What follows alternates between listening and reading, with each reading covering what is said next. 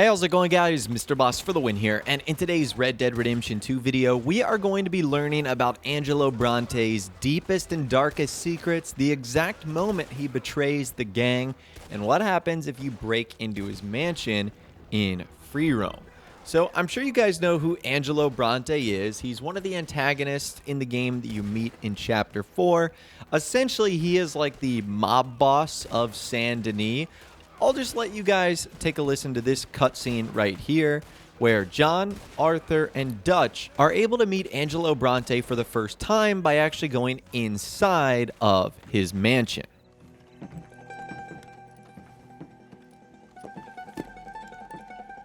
Chi sono sti buffoni? Sono qui per Picciotto. Coi soldi? Why do you take his son? Excuse me. I said, why did you take his son? We ain't got no problems with you, sir. Nor you with us.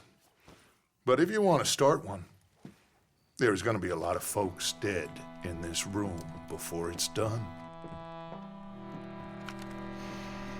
So, you walk into my city, stinking of shit and looking like this, and you come into my house before you have a bath and you tell me how to act?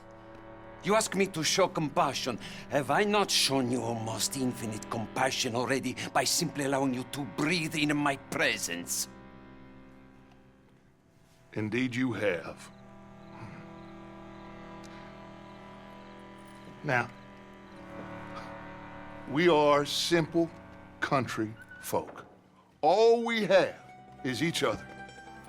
And you have gone and you have took his son over some dispute with some inbred ex-slavers. It ain't got nothing to do with any one of us. You had nothing to do with destroying the liquor business! We was innocent bystanders. And that which we weren't innocent of, well, we most surely were ignorant of. You twist words, you lie shamelessly, you think you are better than everyone else. Ti adoro. Vattene a bere sti uomini. Angelo Bronte.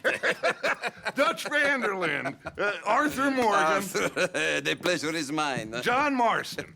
All mine, please.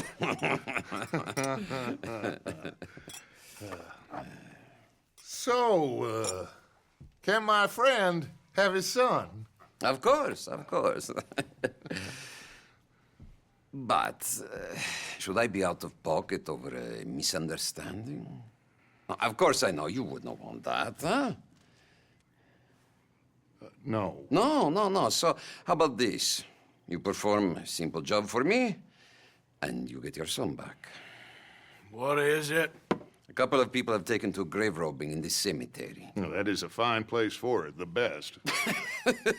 I love this guy. I love you. See, they've taken not only to desecrating the dead, but they've done so without paying a tribute to the living. Thing is, they see my men, of course they run a mile. So maybe you two head off, huh?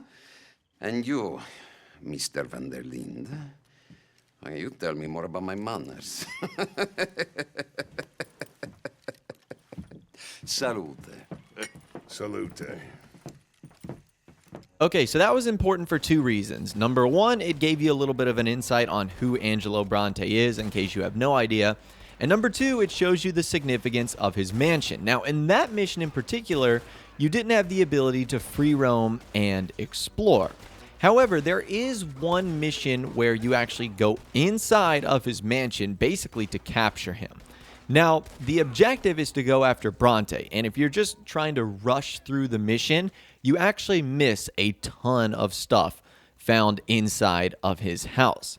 And we're going to be talking about all that stuff in this video today. So once you get inside the house for the first time, it's essentially going to be a massive firefight. You have a ton of Bronte's goons and guards that are on watch trying to stop you. We want to make a stop in his office, which is on the first floor on the right-hand side. And aside from someone hiding behind one of the chairs, there is a document that you can actually grab, or two documents from his desk. The first one is a long piece of paper called List of Accounts for June. And it shows you, I guess, all of the places that Angelo Bronte has spent money at. And I'm not sure if these are places that you can see in game. It's Cafe Lamarck for $20, CL Jensen Jewelers for $25, Fellman and Sons for $15, Hamel Pharmacy for $20, J.H. Harold Insurance for $40, Galliard Shoes and Boots for $30, Leclerc Leather Company for $20, Mason and Co. Jewelers for $30, Barber and Crosby Real Estate for $35, the Corinthian Club for $50, whatever that is, Hoffman and Davenport Outfitters for $25, the Pascal Printing Company for $20, Barrett and Schreiber Stationers for $15, and the Hotel Chevalier for $40. So, needless to say, Angelo Bronte spends a lot of money. His total for the month of June was $385. Now, $385 is a lot of money, but it's not a ton by today's standards, especially given all the things he just listed off. Well, we need to account for inflation. That price in 2019 would be almost $12,000 that Angelo Bronte spent on like shoes and stuff like that.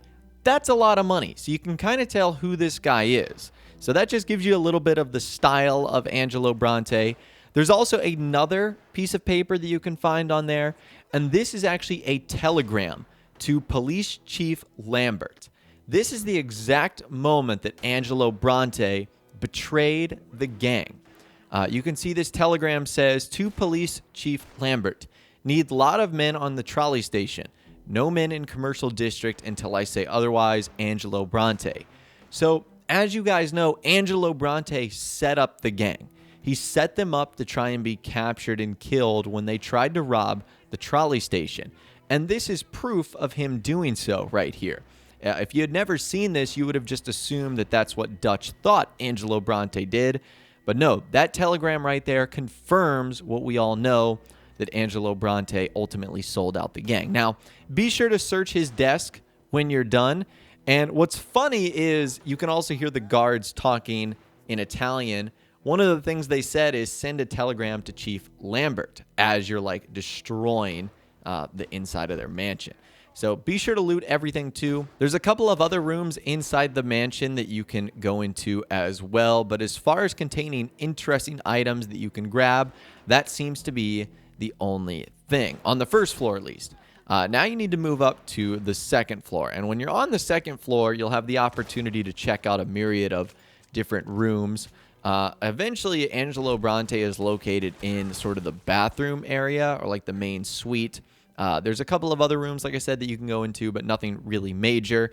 You can go in there to like loot stuff. You will get jewelry and a whole bunch of other things. But he's located in that central room in the bathhouse. Now, he has a couple of guards there, and before you can actually check out the rest of the room, this cutscene occurs. Oh, cazzo! Okay. I'm sorry, friend. No, name your price. Name your price. Every man have a price. Eh? Okay. No, I surrender. Should we kill him? Nah, let's take him to Dutch. You can carry him. I ain't touching that piece of shit. So the first thing I wanted to check out was this photograph on this dresser. This gives us some more details about Angelo Bronte. You can see it is just an Angelo Bronte photograph. He is called Benefactor of the Year for 1898. So this happened a year ago. I don't know whose hand he's shaking, but that seems to be an award that he was given for the city of Saint Denis. Now, something important that you guys want to do here. Before actually picking up Angelo Bronte and carrying him to Dutch, you want to loot him. This will be your only opportunity to loot him. And you can get a lot of nice stuff off of him. $155 that's just on him, and a platinum band. That's a really good money right there. So again, I highly recommend looting Angelo Bronte before picking him up, and obviously looting everything else inside of this place as well. And then from there, your job is basically to get Angelo Bronte's body out of the mansion, and for you to escape the mansion as well, as it's being shot up by Saint Denis police. And I'm sure you guys know how the mission goes from there. Basically, they escape with Angelo Bronte, and Dutch feeds him to an alligator. But I wanted to see if we could go back to this house in free roam. And it turns out you can, it's just incredibly difficult. So unlike in that mission, Angelo Bronte's house is completely locked up and gated. You can't just like take a stroll on his front lawn. So not only do you have to trespass in order to get to his mansion, but as soon as you do that, he's got guards that will tell you to go away instantly. So the only way to get inside of his mansion is to use the pistol and lantern glitch, and that becomes incredibly difficult when you have people shooting and trying to tackle you. So you do have to sort of get lucky to get inside of his mansion, but you can, using the pistol and lantern glitch, successfully get inside of Angelo Bronte's big mansion. And this does give you the chance to explore around without having the task of a mission objective hanging over your head. So I wanted to check out a bunch of the other areas to see if Angelo Bronte would be here. And it turns out that no one is actually inside of his house. So if you do manage to sneak into Bronte's mansion, you won't find him sitting at his desk or anything like that. In fact, his desk is going to be empty. So it seems as if a lot of the things that Rockstar put in the mission do not actually appear if you decide to go here in free roam. You can find the photograph, but you obviously won't find Angelo Bronte. You won't find any of his goons or guards on the inside. So even though you can go here in free roam pretty easily, I honestly don't think it's worth it. There isn't much on the inside that you can't find during the mission. In fact, there's only some things that you can find during that mission. Now, the only thing I found to be interesting is, and I'm pretty sure this is just a glitch because you're not supposed to be inside here, there's one door that Arthur can like kick open. Or like the game will allow you to kick it open, but if you try and do it, nothing will happen. So that's probably an oversight, probably a glitch. But those are the secrets of Angelo Bronte that you might not have known about, the moment that he ultimately betrays the gang, and just some things that you probably missed during that mission where you were inside of his mansion. And if you were curious, that of course is how you get inside of his big Saint Denis house in free roam, although it's definitely not worth it, at least in my opinion.